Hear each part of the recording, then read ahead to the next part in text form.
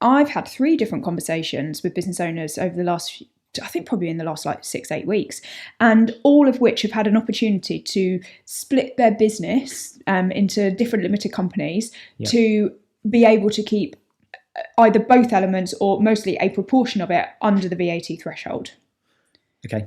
And so actually they're running an entire business at the moment when put together is VAT registered because it's gone over the 90k threshold.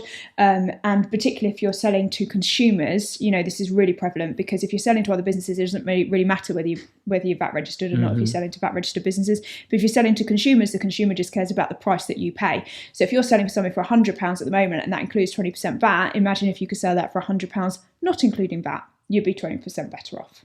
So this is, if anybody wants to do some research or speak to their accountant, ask their accountant about artificial separation or disaggregation. They're the 2 sort of terms that are used to explain this. And basically the fundamental rule is that really you've got to say, on a commercial level, does it make sense that these businesses are separated, or are we doing this purely for a tax fiddle?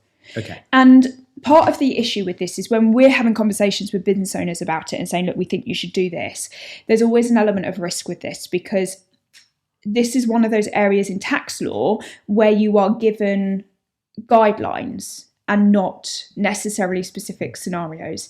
There are, I think there's about 20 different industries where there are very specific case law, so cases that have ended up in court and the business has won or lost, which you can go and research and say, if my circumstances meet this exactly, then I'm safe.